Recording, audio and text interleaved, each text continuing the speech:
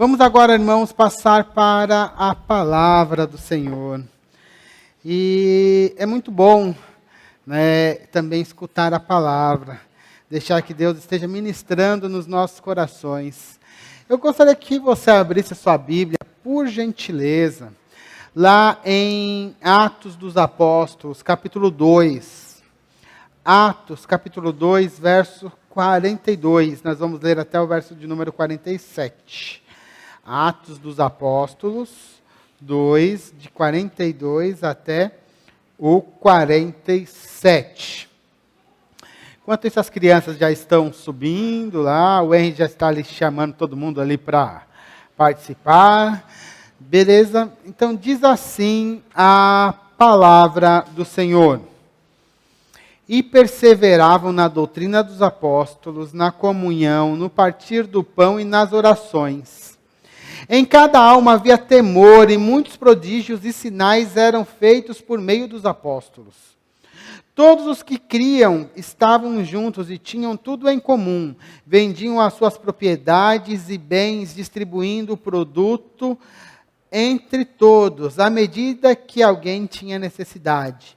Diariamente, perseveravam unânimes no templo, partiam o pão de casa em casa e tomavam as suas refeições com alegria e singeleza de coração, louvando a Deus e contando com a simpatia do povo. Enquanto isso, o Senhor lhes acrescentava dia a dia os que iam sendo salvos.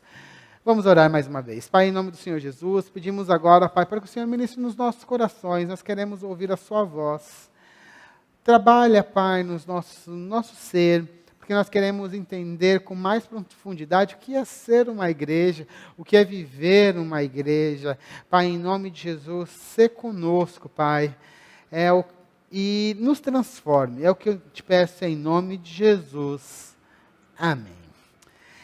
Amém, irmãos. Vamos aqui passar então para a palavra de Deus.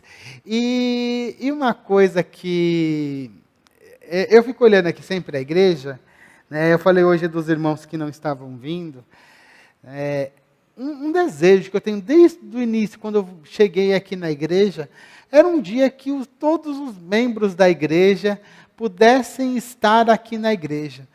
Eu estou aqui há 4 anos e eu nunca nem passei perto disso. Ainda é um desejo, né, irmã Geralda, aquele coração, um dia vai se concluir. E ainda tem uma coisa, eu vou aqui, antes, isso aqui não é mensagem, mas é uma coisa que me incomoda um pouquinho. E aí depois, isso vai aparecer também na mensagem, que é assim, a gente tem motivos e motivos, né? Mas a gente vir num domingo, não vir no outro, vir no domingo, não vir no outro. Por que às vezes me incomoda um pouquinho isso? É porque a gente tem que colocar as prioridades. O que é mais prioritário para a gente? Estar na igreja, mas o que significa isso, estar na igreja? Talvez falte um pouquinho de significado, talvez falte um pouquinho de entendimento mais completo do que é a igreja, do que é este lugar que nós estamos aqui, e entender a profundidade, né, do estar na comunidade cristã. E essa palavra de hoje vai nos ajudar a também esclarecer um pouquinho, para que a gente entenda melhor por que estar na igreja. Alguém poderia me falar assim, mas pastor, para ser cristão, precisa estar na igreja? Não. Mas estar no templo junto com os outros irmãos é aquilo que os cristãos fazem. Um cristão gosta de estar com outros cristãos. Se você não gosta de estar com outros cristãos, outras pessoas, tem algum probleminha aí dentro do processo. Mas, quero retornar um ponto antes, naquilo que nós ouvimos na última pregação do irmão Douglas. Quem lembra o que o irmão Douglas falou acho que é um mês atrás, mais ou menos, que o Douglas pregou? E talvez você não lembre, mas deixa eu te recordar. Ele falou um pouquinho da pregação de Pedro, que está lá em Atos capítulo 2. Né? Ele falou daquilo que Pedro falou. Ele não focou muito nisso, mas ele passou por essa questão da pregação de Pedro. E o que aconteceu? Era o dia de Pentecostes, os discípulos receberam o Espírito Santo naquele momento, né? Eles tiveram aquela visão, que foi uma coisa meio 3D, 4D, né? Que eles viram línguas de fogo, sentiram um vento, receberam o Espírito e saíram falando em línguas. Um negócio assim que era... Eles viram, sentiram, mudou o seu ser, um negócio totalmente doido. E aquele negócio foi tão forte que levou eles para fora. E eles estavam ali pregando. E tinha muita gente de outras cidades ali em Jerusalém. E cada um escutava a pregação na sua palavra, né? E falavam em outras línguas. E o negócio acontecendo. E aí alguns falavam assim, não, eles estão bêbados, né? O que é isso que eles estão fazendo? Estão bêbados. Aí Pedro se levanta, não, pessoal, eles não estão bêbados não, porque é 9 horas da manhã. Não deu nem tempo de tomar uma ainda. Mas o que está acontecendo aqui é o cumprimento das promessas do Antigo Testamento. Aí ele fala um pouquinho ali da profecia de Joel, e explica, depois que era o cumprimento da profecia de Joel, essa questão de falar em línguas e profetizar, e depois ele ainda explica a respeito de Jesus. Fala que Jesus, um varão perfeito, que fez muitas obras, que foi morto, ressuscitou. E aquilo também era cumprimento daquilo que já estava escrito no Antigo Testamento. Como resultado da mensagem de Pedro, 3.000 almas creram e foram batizadas. Imagina só, uma igreja que tinha mais ou menos 120 pessoas, agora ela ia receber mais 3.000 pessoas. Né? 3.000 novos convertidos. Pessoas que precisavam ser doutrinadas, crescer na fé. Tudo bem que eles já eram judeus, eles já conheciam muito do que é o Antigo Testamento, conheciam bastante das profecias, mas ali a comunidade saiu de 120 para 3.000. E aí você poderia perguntar, e agora? Como que essas pessoas se organizaram depois daquela pregação de Pedro? E é exatamente o que Lucas vai nos trazer agora nesse texto que a gente leu. Ele vai nos dar uns vislumbres de como vivia aquela comunidade, que era uma comunidade cheia do Espírito e com uma grande expectativa do retorno de Cristo. Aquela primeira comunidade, aquela primeira igreja em Jerusalém, até hoje é um padrão para nós como igreja. Se nós queremos aprender a ser e viver como igreja, nós temos que voltar e olhar para a igreja de Jerusalém, como está escrito aqui no livro de Atos. E o legal é ver que essa igreja, ela era cheia do Espírito, era impulsionada pelo Espírito. Ela, por um lado, ela era uma igreja escatológica, porque era o cumprimento das promessas de que Deus chamaria pessoas de todas as tribos e nações. Por outro lado, era uma igreja cheia do Espírito. E elas como igreja cheia do Espírito, eles receberam poder para serem testemunhas. E hoje é justamente isso que eu gostaria de falar com vocês. Quais são as características de uma igreja cheia do Espírito? Como foi essa igreja de Atos?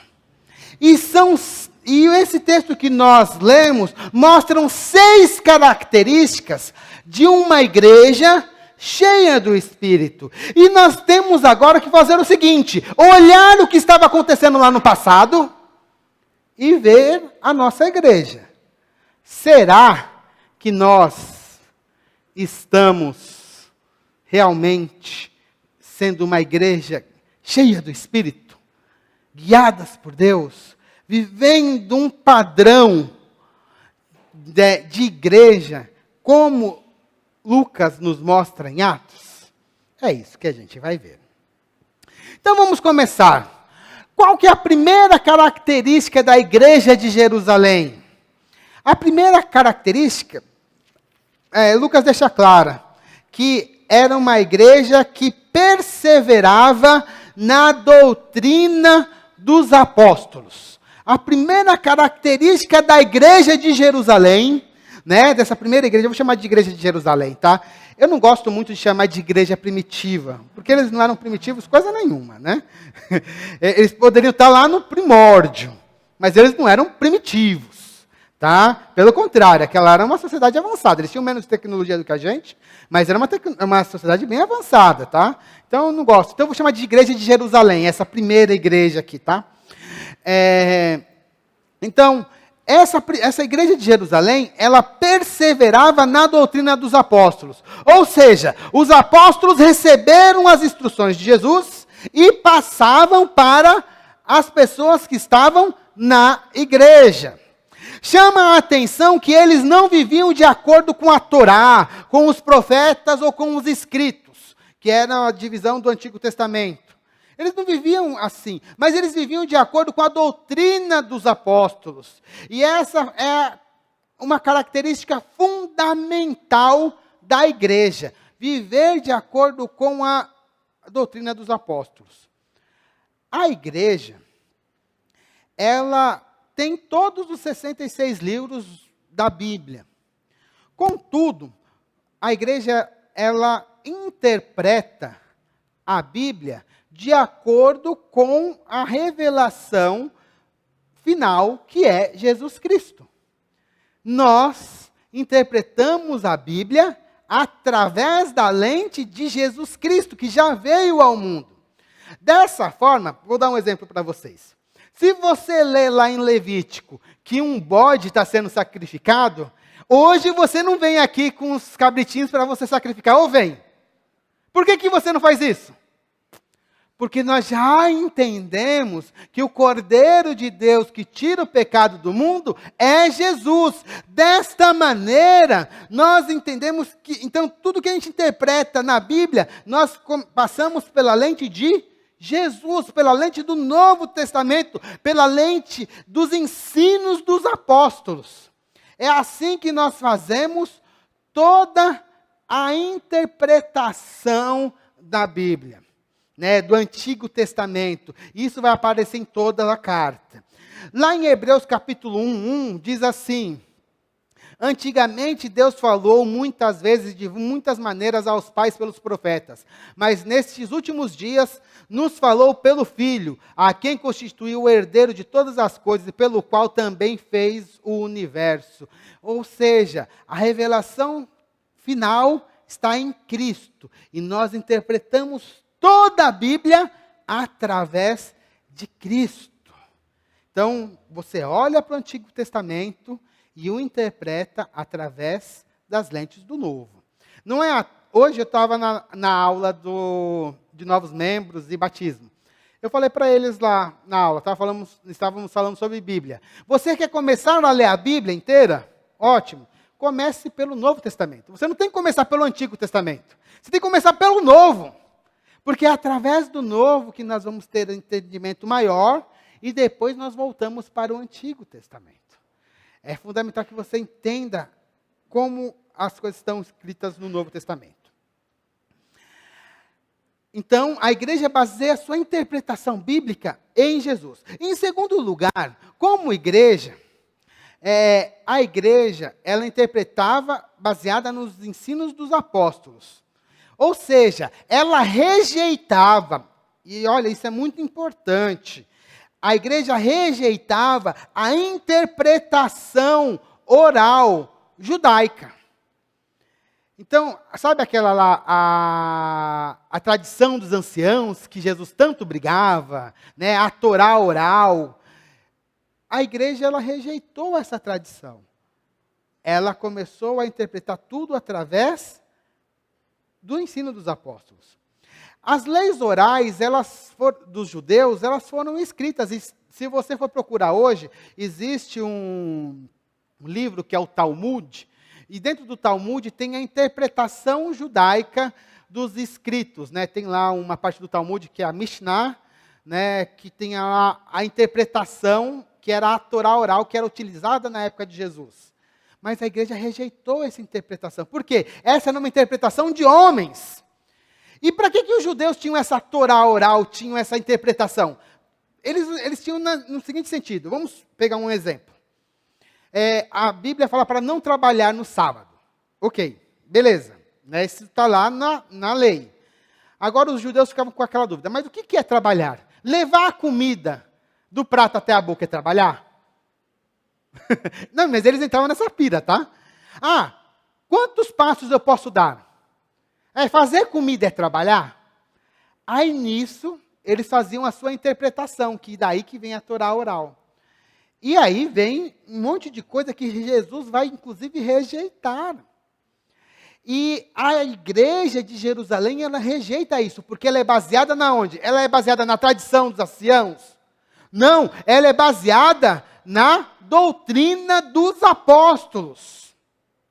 Hoje eu vejo muitos cristãos, muitas igrejas, tentando retornar a tradições judaicas. Nós não necessitamos disso. Me chamou bastante atenção, eu fui na Conde essa semana, que tinha uma loja de artigos judaicos. Na verdade, tinha duas. Tinha uma que era de crente e outra que era de judeus. Eles abriram uma loja lá para vender artigos judaicos para os cristãos. É legal ter lá, uma menorá, é bonitinho. Mas a interpretação dos judeus não serve para a interpretação cristã. Porque a nossa interpretação é através da doutrina dos apóstolos.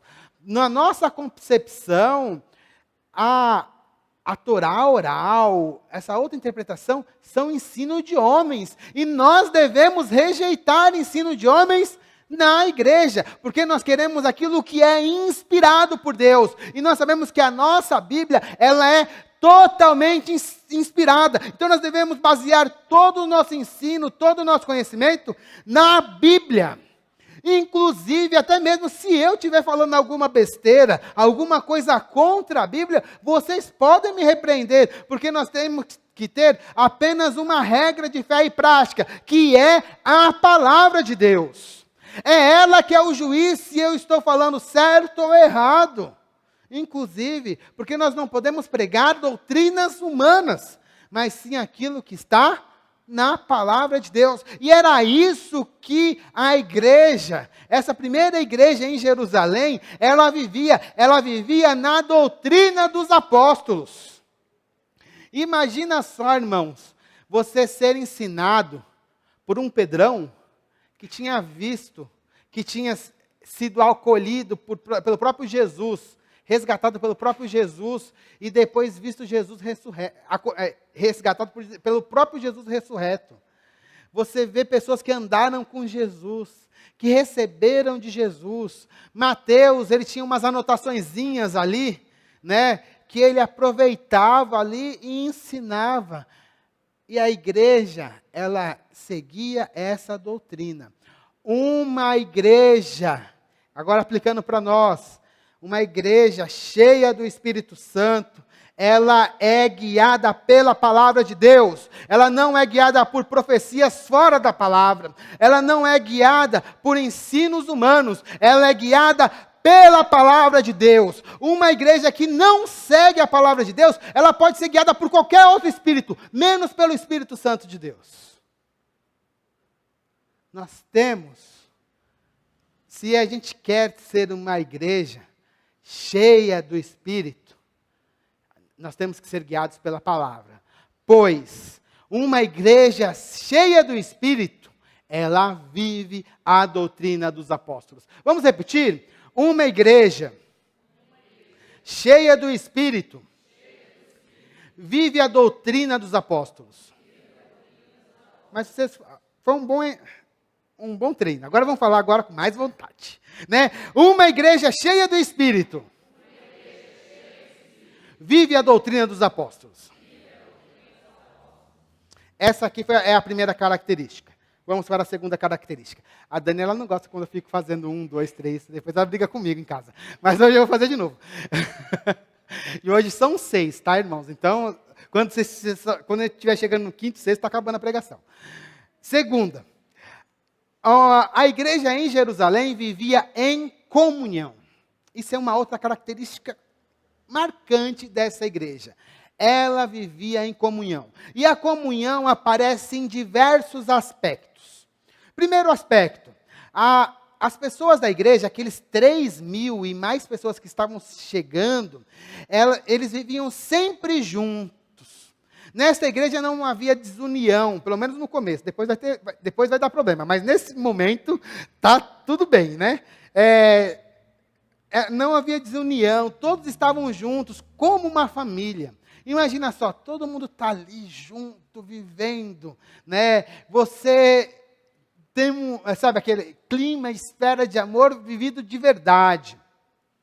Eles também compartilhavam seus bens. O que aconteceu? Aquela igreja, ela tinha uma noção que Jesus ia voltar. Sabe aquilo que a gente cantou assim? Ele virá no piscar de olhar. Eles estavam achando que Jesus podia voltar a qualquer momento, porque eles tinham acabado de ver Jesus subindo. Na hora que lhe perguntaram, mestre, é agora que o Senhor vai trazer seu reino? Ele falou assim, em relação a tempos e épocas, vocês não têm que saber nada, mas vocês receberão poder ao descer sobre vós o Espírito Santo. Então Jesus não falou quando ele voltava. Mas a igreja ficou com aquela expectativa. Pode ser que Jesus, que acabou de ir, possa voltar. Então, por conta disso, eles começaram a vender seus bens, né? E ali eles pegavam dinheiro e ia dando para cada pessoa o que a pessoa necessitava para viver. Ninguém na comunidade passava nenhuma necessidade. Todos ali recebiam tudo o que necessitavam para viver. Né, os bens eram compartilhados, não faltava nada. Então essa era a segunda característica. Eles compartilhavam as coisas. Outra coisa que eles faziam, que eles faziam vivendo em comunhão, é que eles compartilhavam as refeições. Compartilhar as refeições. Eu tenho falado nesses últimos meses muito da comensalidade. Repitam comigo, comensalidade. Todo mundo lembra o que é comensalidade? Sim? Ou tem alguém que não lembra o que é? Mas eu vou explicar então. Porque pode ter alguém aqui na internet também que não tenha visto. Comensalidade é a comunhão que você tem com as pessoas que estão na mesma mesa, que estão nas refeições. Então, aquela igreja também, ela tinha uma grande comensalidade. Eles aprenderam isso com Jesus. Uma coisa que Jesus gostava era de comer. Toda hora você vê lá na Bíblia, Jesus sentado numa mesa comendo com alguém, não é isso?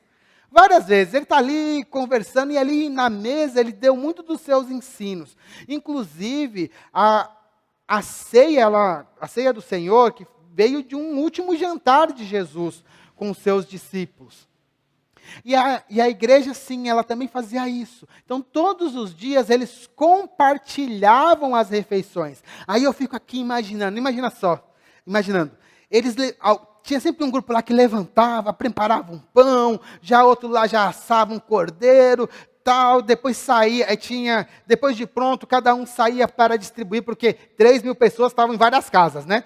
Então, saíam lá distribuindo, depois sentava as pessoas todas ali para comer, não dava para 3.000 num lugar só, não dá. Então, são várias casas onde as pessoas estavam sentadas e desfrutando dessa comensalidade, né? Desse conversar, de compartilhar as refeições. E como isso é bom e como isso é importante para a igreja. E por fim, né, eles participavam da ceia do Senhor. Além da comensalidade, em meio às refeições, eles também tinham a ceia do Senhor. Porque naquela época eles não separavam muito. A ceia do Senhor não era uma coisa separada, mas ela acontecia em meio às refeições. Então, quando eu olho para esse tipo de comunhão que a igreja de Jerusalém vivia, eu olho para nós, para a nossa igreja, para as nossas igrejas hoje, e chega à conclusão que brigas, fofocas, desavenças entre irmãos são sinais de que a igreja não está vivendo a plenitude do Espírito. Pois uma igreja cheia do Espírito, ela vive em comunhão. Se não temos essa comunhão plena, não vivemos nessa plenitude. Não vivemos como uma igreja, né, guiada pelo Espírito. E na nossa vida, no nosso dia a dia, e até mesmo pela própria pregação da igreja, nós estamos cada vez mais separando as pessoas. Nós falamos que o importante é a família, né? É engraçado, né? Que eu não estou falando que isso não esteja errado, mas essa doutrina pode levar até entendimentos incorretos. A gente coloca assim, primeiro é Deus, a família e a igreja. Tem sentido? Sim, tem sentido quando a gente está falando naquilo que você priorizar. Mas, em outro sentido, a igreja é a sua própria família. Esse ensino, ele desconecta a família da igreja, sendo que o correto seria fazer com que a igreja fosse a nossa própria família, ou a extensão da nossa família. E a questão do compartilhar o pão, de estar juntos, isso também tem sido esquecido.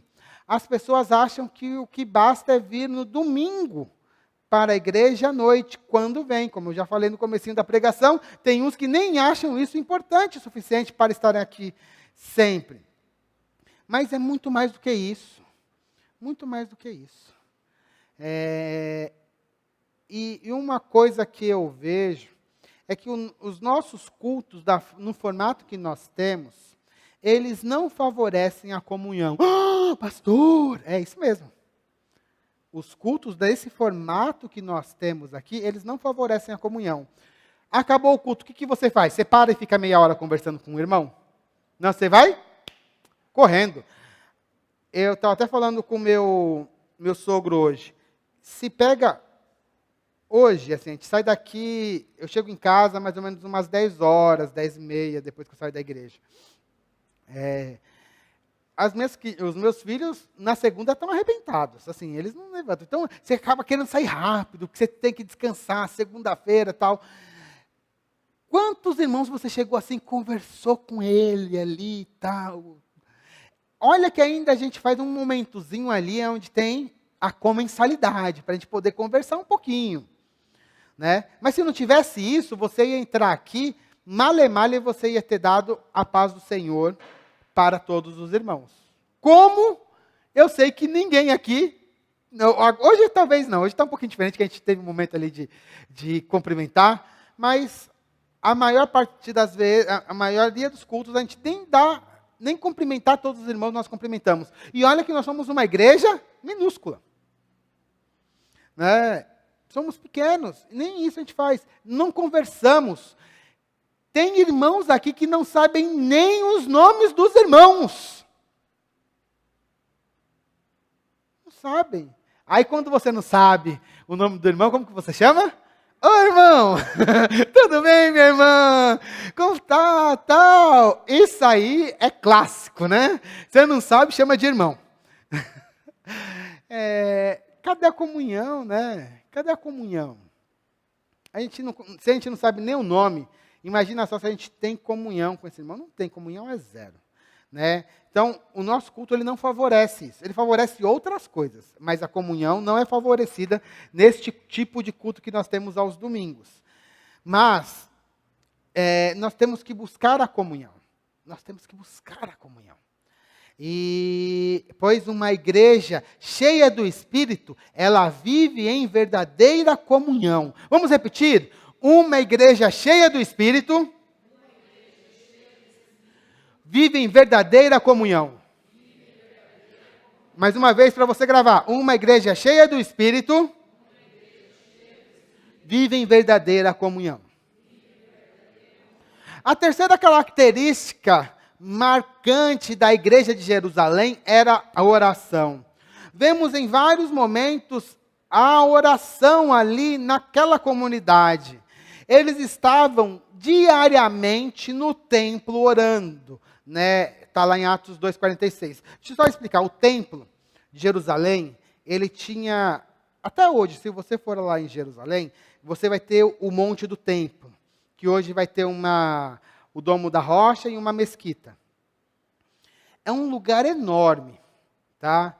A parte exterior, o pátio do templo. Então, o que eles faziam? Como era muita gente, e eles precisavam de um lugar para orar juntos, o que eles faziam?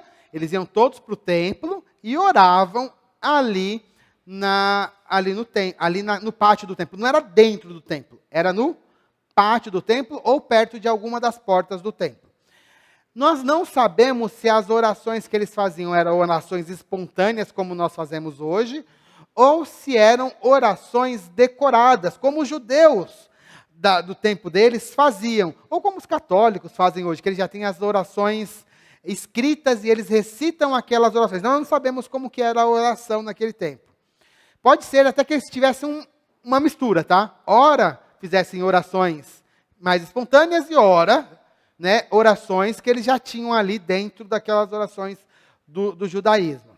Mas o interessante, independente da forma, é que eles oravam muito. E essa oração não era somente a oração particular. Nós insistimos muito na nossa pregação, na questão da oração particular. Cada um tem que orar. Quando eu falo assim que você tem que orar, normalmente você já entende. Opa, quer dizer que eu tenho que estar lá em casa, pegar um momento e tenho que orar para Deus, né? Lá no secreto, né? Que nem... como está lá no Sermão do Monte. Mas esse é um aspecto da oração. Existe outro aspecto da oração, que é a oração comunitária, a oração da igreja reunida. E era isso que Lucas estava falando, que eles estavam juntos orando como igreja. Aqui nos nossos cultos, nós sempre paramos um momento para orar. Por que nós paramos um momento para orar? Porque eu vejo eu visito muitas igrejas. E em muitas igrejas, a oração é quase nula. Senhor, eu te agradeço porque estamos começando o culto. Quando tem isso? Se o louvor começa, não tem nem a oração do início. Né? Senhor, abençoa na hora que está falando da palavra. Quando ora antes da palavra. Né? E bênção sacerdotal. A oração pública, a oração da igreja, nos cultos padrões hoje, é impressionante como quase não existem. Né? Pelo menos no mundo que eu visito nas igrejas. Tem outras igrejas que já são diferentes. Né? Se a gente pega igrejas pentecostais, aí eles estão uma outra ênfase, mas aí é uma ênfase mais na espontaneidade. Aí você vai ter várias pessoas falando, aí você tem mais oração. Isso também tem em algumas outras igrejas que eu também tenho visitado. Mas nas igrejas que eu tenho visto mais, que são as igrejas batistas, né, ou tem essa característica que me incomoda um pouco. Por isso que a gente sempre para um pouquinho para orar. Acho que eu vejo que faz parte, né, do culto. Oração pública, a igreja reunida em oração. Né, até para você saber um pouco, né, esse momento, um pouco do que está acontecendo com o irmão. Isso também aumenta até a nossa comunhão. Como que nós vamos saber? Como que nós iríamos saber que o Tiago estava internado a semana passada, se a Jéssica não nos fala e a gente não ora a respeito disso? Isso também ajuda. Mas a oração pública é fundamental. E uma coisa legal da igreja de Jerusalém é que ela não somente tinha um ensino correto em relação à oração, ela orava. Eu vejo em púlpitos batistas, presbiterianos, a gente fala muito de oração. Né? A gente ensina direito o que é oração. Mas falta o quê? Orar mais. Falta orar mais. Nós temos que ter prática de oração. Nós temos que ter prazer em estar em oração. E aí a gente dá para medir um pouco de prazer na oração quando a gente chama uma vigília. Vamos orar, galera. Quantos vêm? Né? Vem aquela multidão de uns 2 ou 3. É isso. porque a oração parece que é enfadonha, é chato, tal. Mas aqui não, aqui é uma coisa vívida, é uma coisa orgânica. A igreja precisa estar orando e está sempre em oração. Eles se reuniam todos os dias para orar. Todos os dias. Imagina só, a partir de hoje, vamos marcar um horário para a igreja se reunir todos os dias, naquele mesmo horário, para orar. Quantos dias isso ia funcionar? Não ia funcionar uma semana. Né? Não ia funcionar uma semana. E era o que acontecia aqui. E aí, irmãos, eu quero perguntar para vocês, será que a gente está mais próximo de um padrão bíblico ou nós estamos mais próximos de um padrão mundano?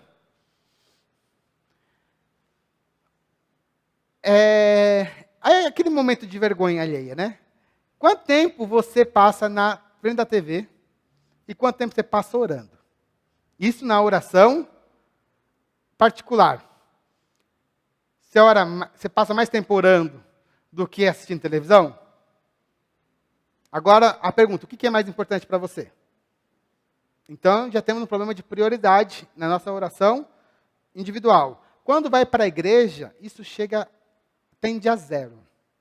Tende a zero. A gente vai orar, vamos orar aqui, vamos fazer uma oração, aí se fala para dois, aí um já está batendo o pezinho assim, meu Deus, esse irmão ora, passou aquela oração de 5 minutos, né? Aí você está assim, meu Deus, esse irmão não vai acabar nunca, ele fala demais na oração, né? Bate aquela impaciência, né? Que só pela misericórdia, meu Deus. Como que uma igreja quer ser cheia do Espírito, né? Que é cheia do Espírito, não busca a Deus em oração, né?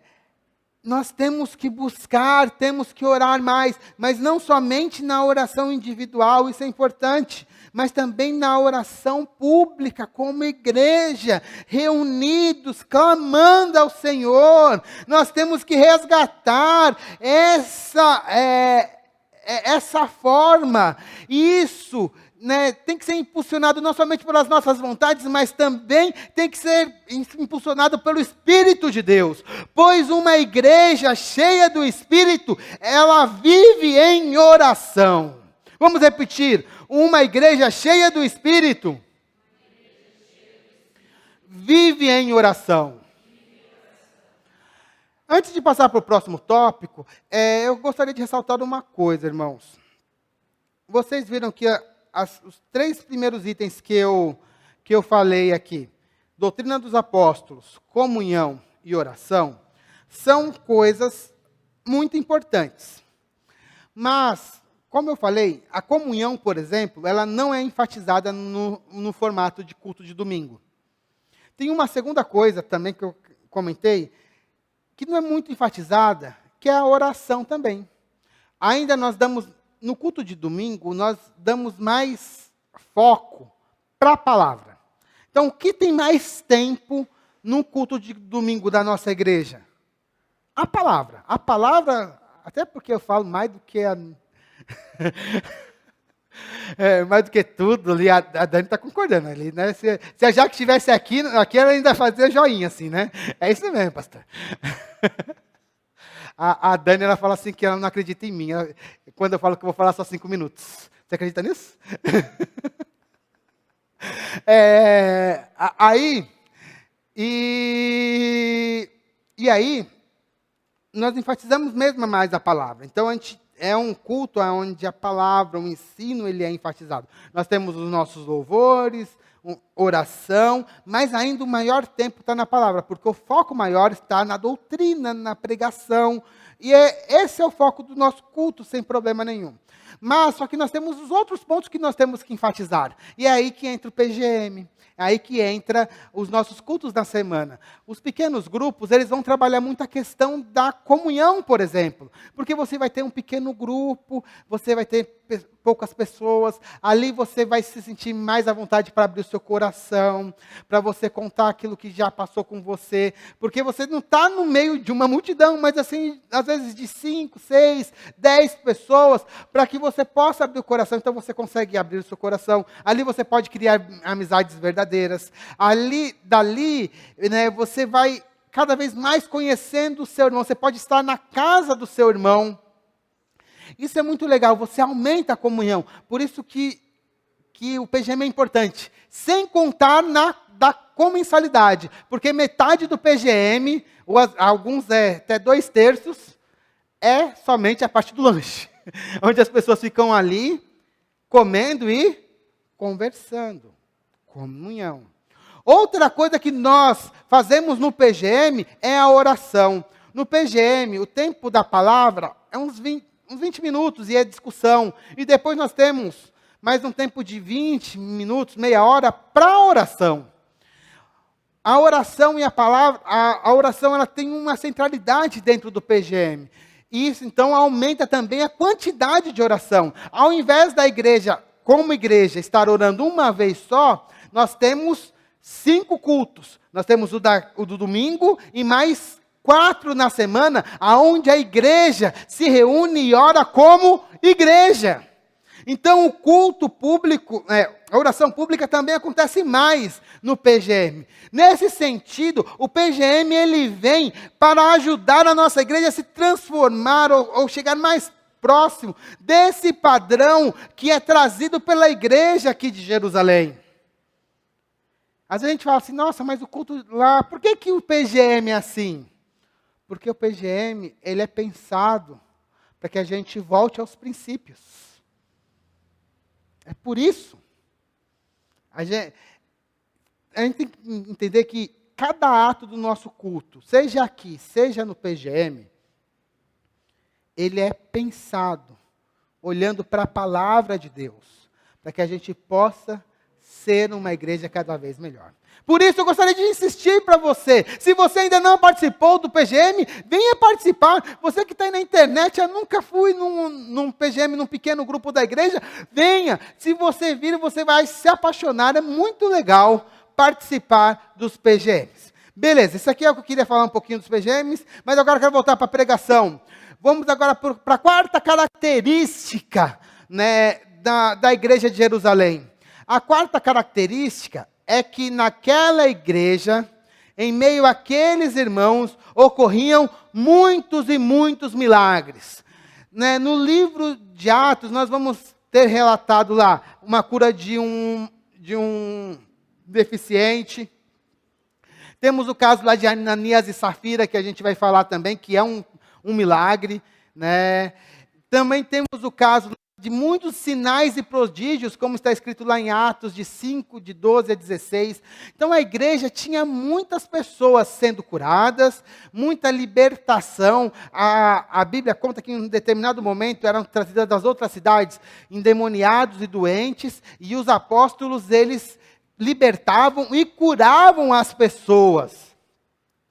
A igreja cheia de Espírito é um lugar onde coisas sobrenaturais acontecem. A igreja não é somente um encontro, não é somente uma fraternidade, não. É um lugar onde as coisas sobrenaturais, sim, acontecem. Como cristãos, nós não devemos cair em 2 erros. O primeiro erro é ser um cristão cético. Ah, não, eu não acredito em milagres. Você pode até orar, mas você tenta resolver as coisas pela sua força, pelos seus recursos. Outro, às vezes você pode se tornar um cristão extremamente místico. Também não é por aí o caminho onde você acha que tudo Deus está falando, tudo está acontecendo. Também não é o caminho. Mas nós temos que entender que aonde há a presença de Deus, existem milagres. Eles apontam para a chegada do reino, e também os milagres apontam para a chegada do reino hoje, e também para a eternidade, porque quando, né, há uma cura, isso mostra que na eternidade não vai haver mais doença. Né? Quando uma pessoa é liberta, nós sabemos que lá na eternidade vamos ter libertação total. E eu creio ainda que o maior milagre ainda é a entrega da vida quando a pessoa entrega a sua vida ao Senhor Jesus Cristo, quando uma pessoa entrega a sua vida ao Senhor Jesus Cristo, isso mostra também que lá na eternidade não vai haver mais pecados. Nada, porque as coisas velhas já se passaram. Tudo isso acontece na igreja hoje, provando que o Espírito está aqui e que já aponta para o futuro. É interessante que Lucas não traz muitos milagres, não relata muitos milagres. Ele traz alguns só, porque ele queria justamente dar a importância e apontar para o reino de Deus. Mas só que, irmãos, nós temos um Deus misericordioso, que age como e onde Ele quer. O nosso Deus, Ele é incontrolável, indomável. Ele não age conforme as nossas vontades, mas sim conforme a vontade dEle. E por isso, Ele pode fazer milagres onde Ele quiser, na hora que Ele quiser, da forma que Ele quiser. Nós não sabemos o que Deus vai fazer, mas nós devemos estar num lugar onde há a presença do Espírito. Nós vemos aqui em Atos que onde há a presença do Espírito, há milagres, há sinais, há maravilhas. E nós cremos sim que uma igreja cheia do Espírito, não por conta da igreja ser cheia do Espírito, mas por conta da misericórdia de Deus, existem muitos milagres. Então vamos repetir, em uma igreja cheia do Espírito, acontecem sinais e maravilhas. A quinta característica, olha, estamos quase chegando lá, hein? Quinta característica de uma igreja, da igreja de Jerusalém, é que era uma igreja que era muito bem vista pelo povo. Né? As pessoas que estavam fora da igreja, olhavam para a igreja e achavam, opa, aquele negócio ali é um negócio legal. Entretanto, né, os líderes religiosos, eles não gostavam do caminho, não gostavam do movimento de Jesus. Mas, tirando os líderes religiosos, o povo em si gostava muito da igreja. E por que eles admiravam ali? Primeiro, pelo padrão que eles viviam ali, era uma comunidade, né, que eles chegaram num padrão moral diferente dos próprios judeus. Né? Além disso, existiam muitos milagres. Então, as pessoas vinham de fora e a igreja auxiliava aqueles que eram de fora. A igreja vivia um ideal que nunca Israel experimentou. Todas as vezes que nós olhamos para o povo de Israel, principalmente no Antigo Testamento, você vai perceber, primeiro, que o povo nunca foi fiel. Nunca. Nunca. Deus fez tudo pelo povo, mas o povo, ele sempre era um povo idólatra, né? Chegavam até a coisas terríveis, como sacrificar crianças, né? Por influência de outras religiões. Deus, o tempo todo, tenta resgatar aquele povo, mas o povo se insistia no seu pecado. Depois, né, do cativeiro babilônico, depois que eles voltam do cativeiro, a idolatria até acaba, né? Mas aí chega num outro tipo de religiosidade fria, que também se afasta dos padrões bíblicos. Mas quando você olha para a comunidade de Jerusalém, você olha outra coisa. É uma coisa onde você vê ali um movimento maravilhoso. As pessoas se amavam, as pessoas cuidavam uma das outras, havia comunhão. Os judeus, na época de Jesus, tinha muita briga entre as facções. Mas lá na igreja de Jerusalém, não, o negócio era diferente. Além disso, eles viam muitos sinais, maravilhas, coisas que eles tinham visto os profetas falar, e estava acontecendo dentro da igreja. Então as pessoas, elas admiravam tudo aquilo que estava acontecendo. A igreja, ela precisa sim ser bem vista pelo povo. Né? E como que ela se torna bem vista? Agora falando um pouquinho da nossa igreja. Ela se torna bem vista quando ela faz coisas para aqueles que estão de fora. Na realidade são duas coisas. Né? Primeiro, ela tem que viver aquilo que ela prega dentro. Essa é a primeira coisa. Porque não adianta você pregar uma coisa e viver outra. Não adianta você falar assim, toma cuidado lá com o casamento. Aí você vai lá ver, tem pastor adulterando, como a gente viu hoje na sala dos novos membros, né, que eu passei um vídeo para eles. Não adianta você falar uma coisa e pregar outra. Isso é um problema. Então você tem que ser coerente com a sua mensagem. Outra coisa é poder auxiliar os de fora. A igreja também tem que ser relevante para a comunidade. A igreja não é uma ONG, né? Por isso nós temos que escolher o que a gente vai trabalhar, o que a gente vai fazer. A igreja não é ONG. Mas, sim, nós temos que ser relevantes para a nossa comunidade. Tem aquela pergunta sempre inquietante que eles gostam de fazer em seminário, gostam de fazer em palestra para os pastores. Pastor, né, chega lá um pregador, se a sua igreja for retirada do lugar que vocês estão, se vocês fecharem as portas, alguém vai sentir falta da sua igreja? PIB de Caieiras, se nós fecharmos a porta hoje, alguém aqui ao nosso redor vai sentir a falta da igreja? Ou eles vão dar pulos de alegria? Isso é uma coisa assim que me inquieta. Será que a gente tem sido relevante? Será que as pessoas olham para a igreja de uma maneira assim, nossa, aquele lugar é um lugar importante aqui para o nosso bairro, aqui para a nossa cidade? Se a resposta assim, a igreja vai fechar e ninguém nem vai sentir falta, tem alguma coisa errada com a nossa igreja. Porque a igreja ela tem que ser relevante, ela tem que ser bem vista como acontecia com a igreja lá de Jerusalém. E a gente vê isso, talvez não esteja vendo isso acontecer. E por que isso acontece? É por causa de nós mesmos, daquilo que a gente não faz, daquilo que a gente não se preocupa, daquilo que a gente não sente. Esse é o problema. Vivemos muito para nós, pouco para os outros.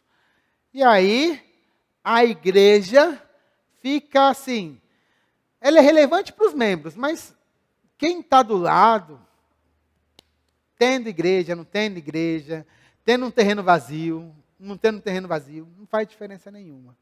Temos que pensar um pouco a respeito disso, se realmente estamos sendo relevantes. A igreja de Jerusalém, ela era uma igreja relevante, ali dentro de Jerusalém, que era uma cidade grande, tá? Jerusalém tinha mais ou menos 50 mil habitantes, né? Mais ou menos metade do que tem Caieiras hoje. Era uma cidade grande naquela época, e ela era muito relevante, e nós temos que ver se nós somos relevantes mesmo. Mas, como está acontecendo lá no sul, né? As igrejas elas estão sendo relevantes para suas comunidades hoje. O bicho está pegando lá. Muitos recursos estão sendo levados e canalizados através dos trabalhos das igrejas. Tá? Isso é ser relevante. E a gente tem que olhar para nós. Pois, irmãos, uma igreja cheia do Espírito tem a simpatia do povo. Vamos repetir? Uma igreja cheia do Espírito tem a simpatia do povo. Para finalizar, né, a sexta e última característica da igreja de Jerusalém é que ela pregava o evangelho a todos, e todos os dias, né, pessoas chegavam e eram agregadas à comunidade dos seguidores de Jesus. Ou seja, ela pregava com bastante insistência, com bastante firmeza, e todos os dias eram agregadas pessoas à comunidade. Lá em Atos capítulo 5, verso 42, diz assim: e todos os dias, no templo e de casa em casa, não cessavam de ensinar e pregar que Jesus é o Cristo. Vou repetir. Todos os dias. Vamos repetir? Todos os dias. Qual é o dia que eles pregavam? Todos os dias. Eles estão lá no trabalho, segunda-feira eles pregavam? Sim, porque eles pregavam todos os dias. Qual de nós tem pregado o evangelho todos os dias?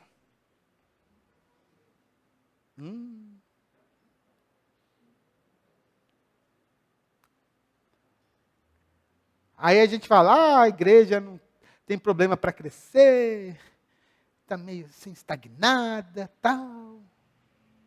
E a gente tem pregado. E o legal é que ele fala aqui, ó, no templo, né, lembra, no templo de Jerusalém, porque era o lugar público onde tinham pessoas de fora, e de casa em casa. Eles aproveitavam todas as oportunidades. Aqui fala que era somente os apóstolos que pregavam? Não. Todo mundo pregava, todo mundo falava de Jesus. Era uma igreja que tinha o foco na pregação. Tinha o foco em levar Jesus para outras pessoas.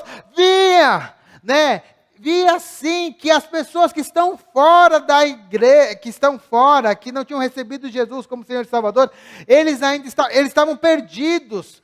Na visão deles ali, eles tinham que crer que Jesus era o Messias. Mas estamos fazendo isso. E olha só, lembra o que Jesus falou para os discípulos? E recebereis poder para serem testemunhas. Né? Recebereis poder para falar. Ao descer sobre vós o Espírito Santo. Né? Na verdade eu inverti aqui a frase, mas ao descer sobre vós o Espírito Santo, recebereis poder para serem minhas testemunhas. Ser testemunha. Uma pessoa cheia do Espírito, ela é testemunha.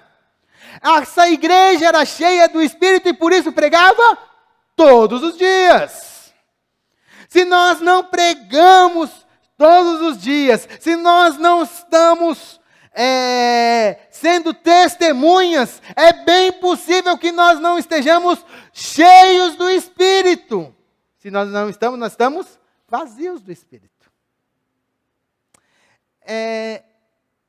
E essa característica, irmãos, e essa prioridade na pregação, a gente tem que retomar isso. Não que a gente vá ser aquele crente chato, né? Que tem uns crentes que são uns camaradas chatos. Nem eu aguento falar com eles. Mas aproveitar os momentos. Na hora que você está lá no café, né, na hora que você está almoçando com um irmão, com um companheiro ali de trabalho, quando você está lá na escola, no momento de descontração, daqui a pouco devemos ser intencionais, né? E levar a conversa para isso, para a questão de pregar a palavra de Deus, né? Conhecer um pouquinho da pessoa, às vezes a pessoa abre um pouquinho o coração, e a gente levar a palavra de Deus. É importante termos esta prioridade. Não devemos ser somente pregadores de dentro da igreja. Porque o templo aqui é um lugar externo. E casa em casa também é um lugar externo. Não era um lugar de reunião pública. Eles sempre estavam levando palavra para aqueles que não conheciam. Então, vamos priorizar isso. Quando eu olho para a igreja de Jerusalém, eu lembro de um ímã. Não sei se vocês... Eu fiz isso quando eu estava lá no 2º grau. Ou até um pouquinho antes. A gente pegava um ímã, pegava um metal. Aí você pega lá, tem que ser um metal ferroso, alguma coisa de ferro. Você pega o ímã e coloca no metal, deixa um tempinho. Quando você tira o ímã, o que acontece com o metal? Ele vira um ímã, ele fica imantado. Então o ímã consegue atrair outros objetos de metais, e esse pedaço de ferro que você deixou o ímã encostado, ele também consegue atrair outros metais. Por fora, quando você olha, é o mesmo metal, mas as características físicas dele foram transformadas pelo ímã. Agora ele estava imantado. Ele era um tipo de ímã, né, que atraía outros. E essa propriedade também dava para ser transferida para outros materiais, outros pedaços de ferro. Quando eu olho para a igreja de Jerusalém, era mais ou menos isso que acontecia. Você tem uma igreja que quando uma pessoa encostava nela e via o que estava acontecendo, primeiro era alcançado pela pregação, e depois que chegava até a comunidade, via como eles viviam, eles olhavam, ou eles poderiam rejeitar, né, ou se afastar um pouquinho, mas aqueles que falavam assim, não, eu quero entrar nessa comunidade, eu realmente creio que Jesus é o Messias, eles eram transformados. Exteriormente, eles eram os mesmos, mas por dentro, eles receberam o poder para atrair mais pessoas, incorporar mais pessoas dentro daquela comunidade. Porque eles tinham um poder diferente, e esse poder era o próprio Espírito Santo de Deus agindo, que os impulsionava a pregar, e também os impulsionava a viver de acordo com o Evangelho. Essa transformação. E quem dera, né, a gente seja assim também, que a gente possa ser transformado, e levado a viver em comunidade, né? Nós temos que buscar pregar a palavra, buscar acrescentar. E assim, quando a gente busca tudo isso, né, busca o Senhor, vive de acordo com o Espírito, o que a palavra de Deus fala que aconteceu naquela comunidade, Deus acrescentava diariamente os que iam se achegando, os que iam sendo salvos diariamente. Era muito legal, né? Todo dia chegava uma pessoa nova. Imagina se fosse assim na nossa igreja, como seria. Né? Seriam 365 pessoas por ano. Né? Seria uma coisa fantástica.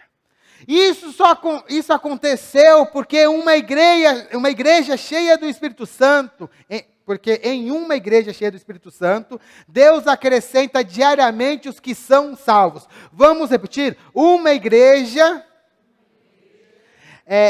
que está cheia do Espírito, acrescenta diariamente os que são salvos. Quero concluir essa mensagem de hoje, irmãos. Hoje nós vimos as 6 características de uma igreja cheia do Espírito, olhando para o que aconteceu na igreja de Jerusalém a partir de Pentecostes. Nós vimos que uma igreja cheia do Espírito vive a doutrina dos apóstolos. Uma igreja cheia do Espírito vive em comunhão. Uma igreja cheia do Espírito vive em oração. Em uma igreja cheia do Espírito acontecem sinais e maravilhas. Uma igreja cheia do Espírito tem a simpatia do povo. E uma igreja que é cheia do Espírito acrescenta diariamente os que são salvos. Tudo isso tem uma coincidência. E o que é? Ser cheios do Espírito. Né? Eles viviam de acordo com esse poder que eles receberam através do Espírito. A minha oração nesta noite é que nós possamos ser cheios do Espírito, para que nós possamos viver como a igreja de Jerusalém, que nós possamos levar a palavra, como foi levada àqueles moradores de Jerusalém, e que nós possamos viver, pelo menos em parte, aquilo que era vivido em Jerusalém, nos tempos dos apóstolos. Irmãos, que nós possamos ser uma igreja cheia do Espírito, e que Deus nos abençoe. Amém? Vamos nos colocar em pé e vamos orar.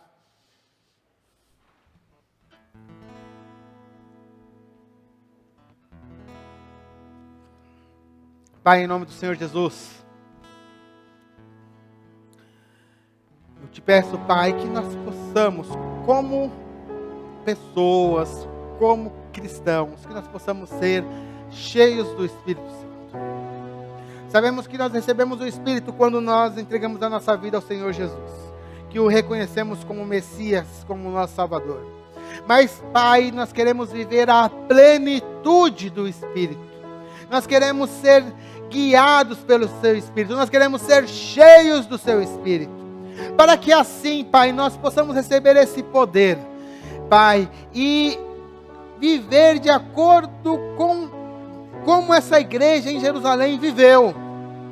Viver na sua doutrina, viver em comunhão, viver em oração, uma igreja relevante para a sua comunidade, uma igreja que tem como prioridade a pregação da palavra. Ó Deus, em nome de Jesus, nos ajuda, Pai, porque nós estamos longe desse padrão. Nos perdoe os pecados, nos perdoe as falhas, Pai, porque nós estamos desviados, Pai, e não estamos neste caminho, mas a partir de hoje, nós queremos voltar para este caminho, nós queremos viver como esta igreja viveu. Ó Deus, em nome do Senhor Jesus, que nós possamos, Pai, desfrutar, Pai, dessa coisa maravilhosa, que é viver numa igreja cheia do seu Espírito, que vive de acordo com os teus padrões. Nos ajude como igreja, nos transforme, Pai,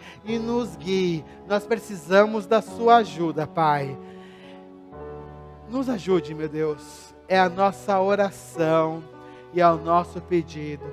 Em nome do Senhor Jesus. Amém e amém.